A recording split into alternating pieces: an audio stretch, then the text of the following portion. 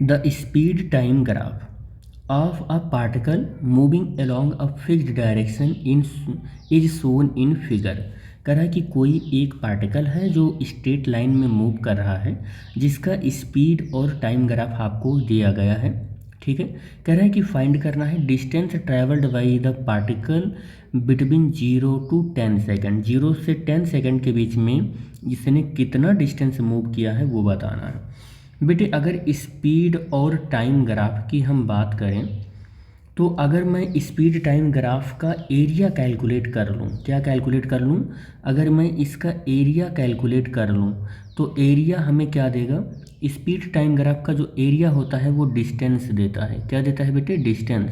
और velocity time graph का अगर हम एरिया कैलकुलेट कर लें, टाइम ग्राफ का अगर मैं एरिया कैलकुलेट कर लूँ तो ये क्या देता है, डिस्प्लेसमेंट देता है। क्या बेटा देता है, ये डिस्प्लेसमेंट देता है। ठीक है, तो यहाँ पर हमको इसका अगर एरिया कैलकुलेट मिल जाए या कैलकुलेट कर लूँ तो हमें क्या मिल जाएगा, डिस्टेंस मिल जाएगा।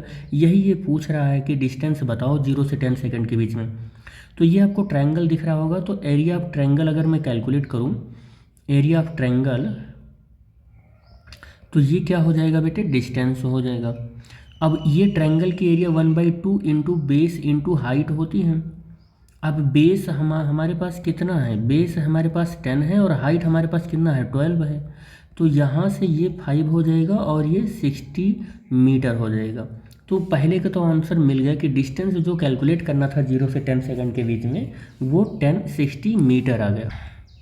अब सेकंड वाला जो कह रहा है कि average speed between this interval, इस इंटरवल में एवरेज स्पीड, ये पार्ट फर्स्ट हो गया, पार्ट नंबर सेकंड हो गया। तो एवरेज स्पीड का मतलब क्या होता है, एवरेज स्पीड का फॉर्मूला आपको पता होगा कि टोटल डिस्टेंस होता है, टोटल क्या होता है बेटे, डिस्टेंस होता है अपॉन टोटल टाइम होता है। टोटल क्या होता है, टाइम होता है। अब अगर मैं टोटल डिस्टेंस आपसे पूछूं तो टोटल डिस्टेंस कितना है, आपने पहले ही कैलकुलेट कर लिया 60। टोटल टाइम कितना है मैं आपसे पूछूं तो आपका तुरंत आंसर होना चाहिए 10। तो एवरेज स्पीड कितनी हो गई, 6 मीटर पर सेकंड हो गई, एवरेज स्पीड मिल गया आपको। सेकंड पार्ट में क्या कह रहा है कि time when the speed was maximum, कह रहा है कि वो टाइम बताओ जिस पर स्पीड क्या है, मैक्सिमम है।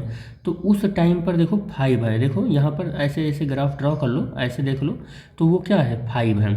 तो आप यहाँ पर बेटे ये देखो, सॉरी ये था कि time when speed is minimum, maximum नहीं मिनिमम, सॉरी, तो यहाँ मिनिमम होगा। ठीक है, तो कह रहा है कि वो टाइम बताओ जिस पर स्पीड मिनिमम था, तो t=0, t=0 पर स्पीड मिनिमम है और t=10 पर भी स्पीड मिनिमम है। तो थर्ड वाले का आंसर क्या लिखोगे, थर्ड वाले का आंसर लिखोगे कि t=0 एंड t=10 सेकंड पर स्पीड मिनिमम है और उसकी अप्रॉक्सीमेटली वैल्यू 0 है, देखो 0 है।